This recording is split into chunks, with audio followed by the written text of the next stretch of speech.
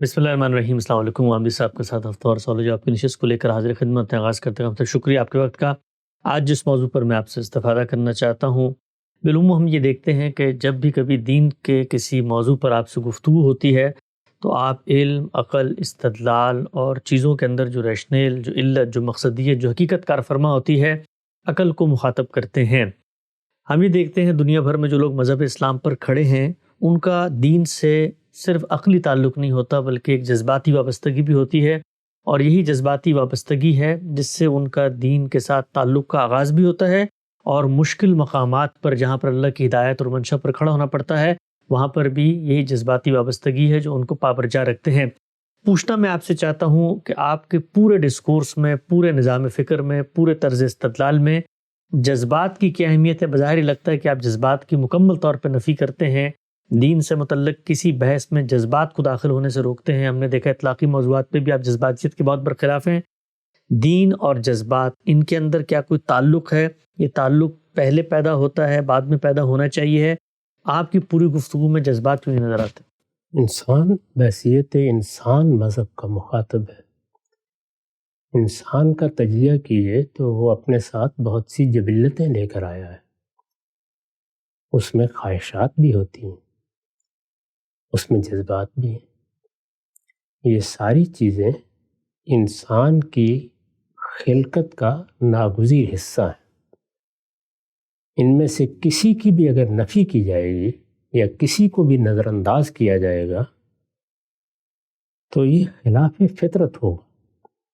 ہم جس دین کو پیش کرتے ہیں اس کے بارے میں خود اس دین کے بھیجنے والے نے یہ کہا ہے کہ یہ انسانی فطرت کا ظہور ہے۔ فطرت اللہ التی فطر الناس علیہا، اللہ تعالیٰ نے انسانوں کو جیسا بنایا ہے اس کے لحاظ سے ان کو دین دیا ہے، اور اسی کے لحاظ سے ان سے اپنے مطالبات پیش کیے۔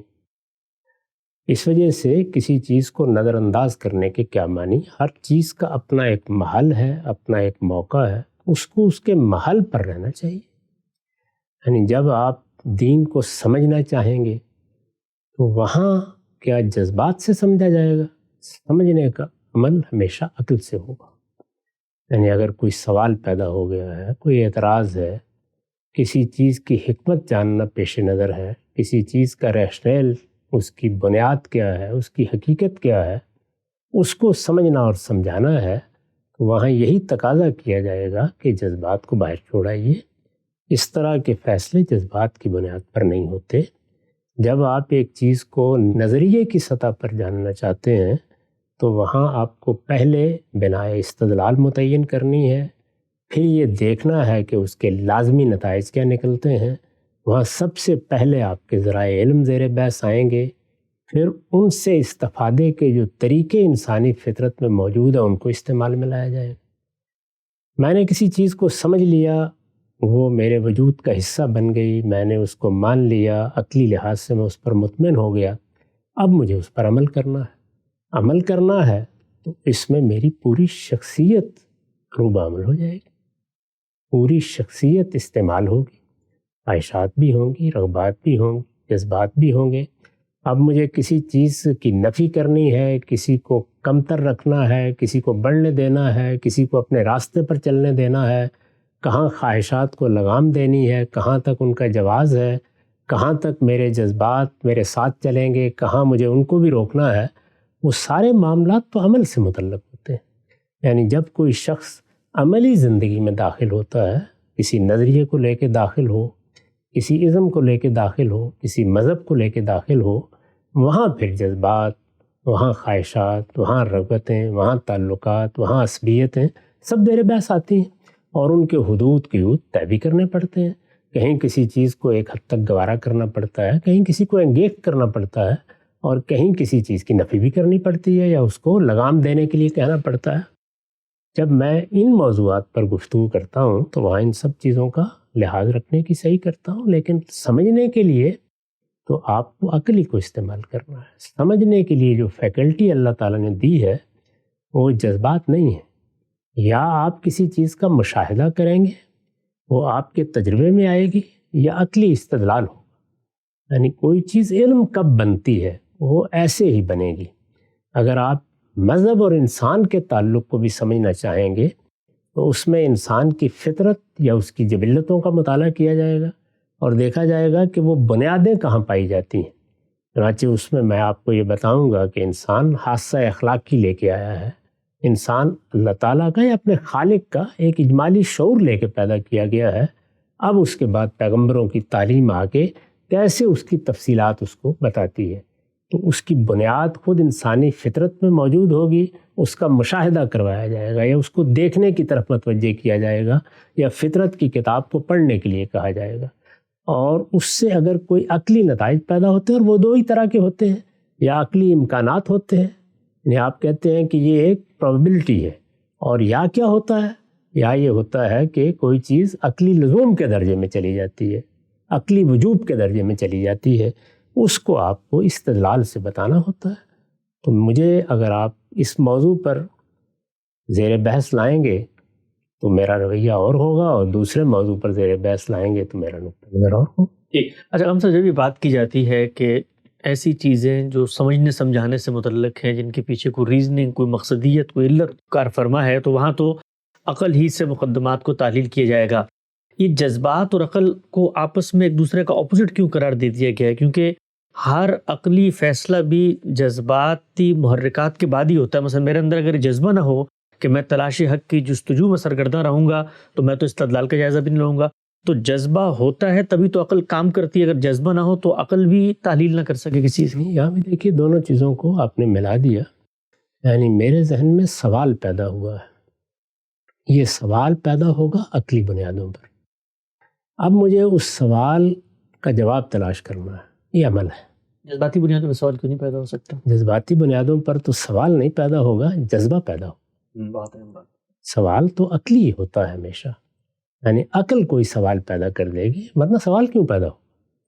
جب سوال پیدا ہو گیا تو یہ علم کی ابتدا ہوئی، یہاں تو عقل ہی کو کام کرنا ہے، اسی کو مخاطب بننا ہے، اسی نے استدلال کرنا ہے، اسی نے مقدمات قائم کرنے ہیں، اسی نے نتیجہ نکالنا ہے۔ لیکن سوال پیدا ہو گیا، اب سوال پیدا ہونے کے بعد سوال کا جواب تلاش کرنا یہ عمل ہے۔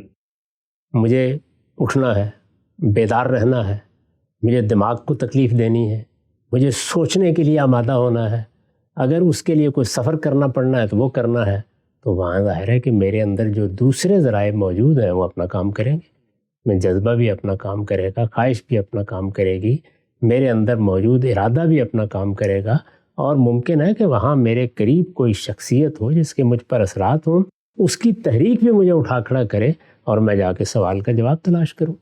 تو جب سوال سامنے آئے گا تو وہ عقل کو مخاطب کرے گا، جب وہ پیدا ہوگا تو وہ عقل ہی کو بیدار کرنے کے لیے انسان کو انگیخت کرے گا، اور جب آپ اس کا جواب تلاش کرنے نکلیں گے تو اب یہ عمل بنے گا، اور عمل کے لیے جذبہ بھی چاہیے، قوت بھی چاہیے، بیداری بھی چاہیے، تنبہ بھی چاہیے، انذار بھی چاہیے، سب چیزیں چاہیے، وہ استعمال میں آئیں گی۔ لیکن آپ پہنچ گئے جس جگہ سے آپ کو جواب ملنا ہے، وہاں جا کے پھر آپ کو وہی عقل کو بیدار کرنا پڑے گا۔ تو یہ ایسے ہی ہے کہ مجھے کوئی چیز پکڑنی ہے تو بھائی میں ہاتھوں کو استعمال کروں گا، اور اگر مجھے چلنا ہے تو ہاتھوں کے بل تو نہیں چلوں گا نا، پاؤں کو استعمال کروں گا۔ تو ہمیں جو کچھ دیا گیا ہے اس کا برمحل استعمال ہونا چاہیے، جس چیز کے لیے عقل استعمال کرنی ہے اس کے لیے عقل استعمال کریں، اور جہاں جذبے کی ضرورت ہے وہاں جذبے کے بغیر کام ہی نہیں بن سکتا۔ ایک نقطہ واضح ہو گیا۔ اچھا ہم صاحب یہ بتائیے گا، یہ جو آپ کہتے ہیں عقل کو استعمال کریں، ظاہری بات ہے عقل کو استعمال کرنے کے لیے آپ کو علم چاہیے، علم کے لیے آپ کو اندر حصول ہو، طلب ہو، خواہش ہو، پھر آپ باقاعدہ اکتساب کریں، کہیں پڑھیں لکھیں، اس کے بعد آپ کو کوئی علمی مقدمات ہوں۔ کتنے لوگ ہیں اس دنیا میں، مسلمانوں میں ہی دیکھ لیں، 90-95% وہ تو اس طرح کا بنیادی علم ہی نہیں رکھتے، نہ ان کے ہاں کسی اور معاملے میں عقل اس طرح استعمال کی جاتی ہے۔ روزمرہ کی زندگی میں جینے والے لوگ ہیں، دین کے ساتھ ان کا جو تعلق ہے وہ تو ہوتا ہی جذبات کی بنیاد پر ہے۔ تو یہ کیسے کہا جا سکتا ہے کہ جی ہر آدمی جو ہے وہ دینی مقدمات کی عقلی تحلیل کرے؟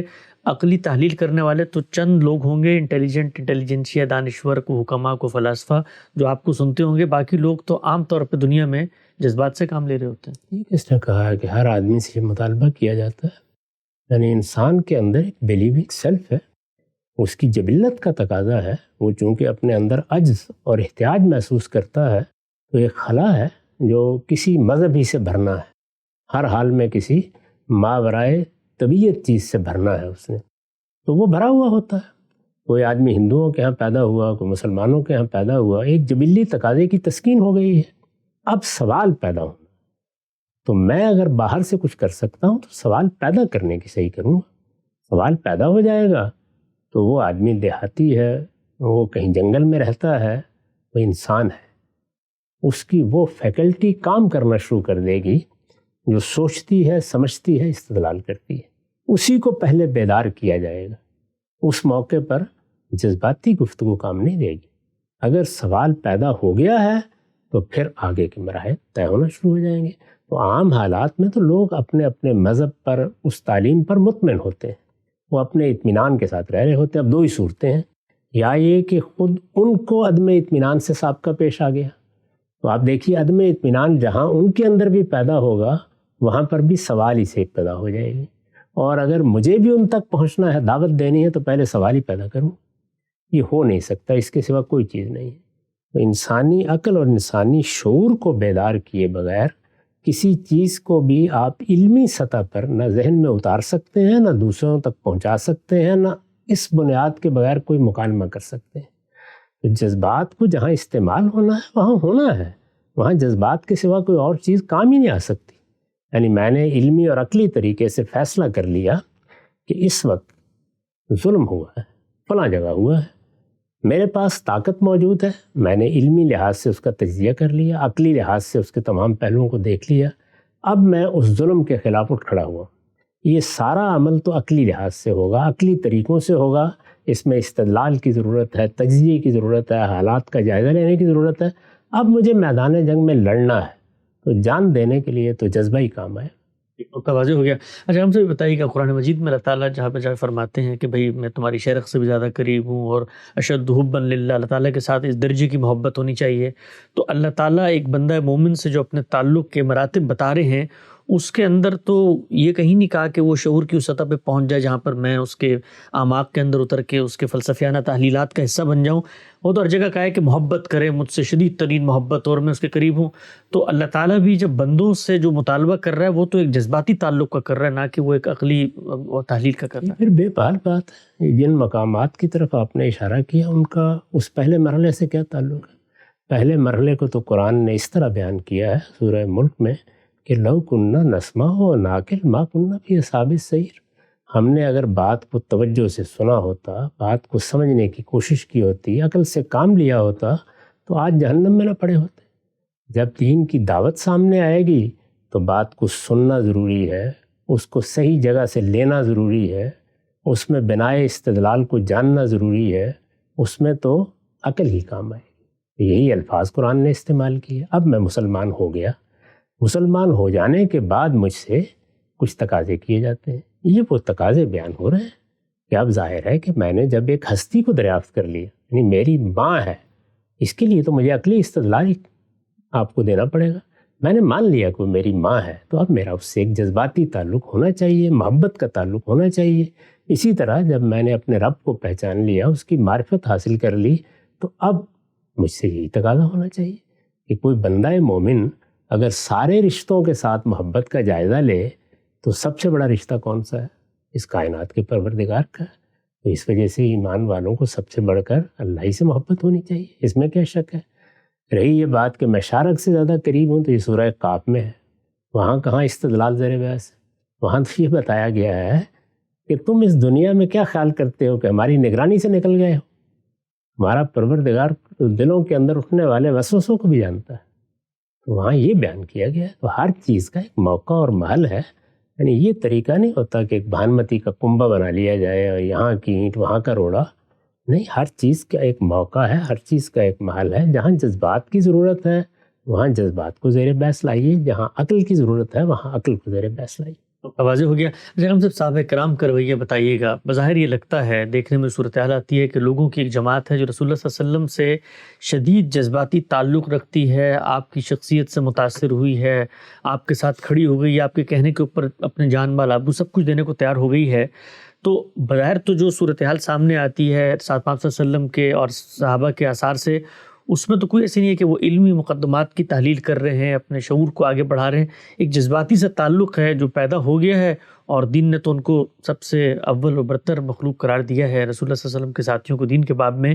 تو وہاں پر تو اصل چیز جذبات ہے، نہ کہ یہ کوئی گفتگو اور مکالمہ اور تحلیل. کیسے معلوم ہوا کہ اصل چیز جذبات ہے؟ یعنی مقدمات کی تحلیل کر کے وہ کتابیں لکھتے ہیں. مقدمات کی تحلیل اس دعوت کے نتیجے میں ہوئی. رسالت میں آپ صلی اللہ علیہ وسلم نے اپنی دعوت پیش کی تو لوگ ایمان لائے. ان میں سے ہر شخص نے اپنی روداد سفر نہیں لکھ دی کہ یہ تبصرہ کیا جائے. کیسے ایمان لائے، ان کے ذہن میں کیا سوالات اٹھے، انہوں نے کیسے اپنے آپ کو مطمئن کیا. ہر شخص کی اپنی ایک داستان ہے.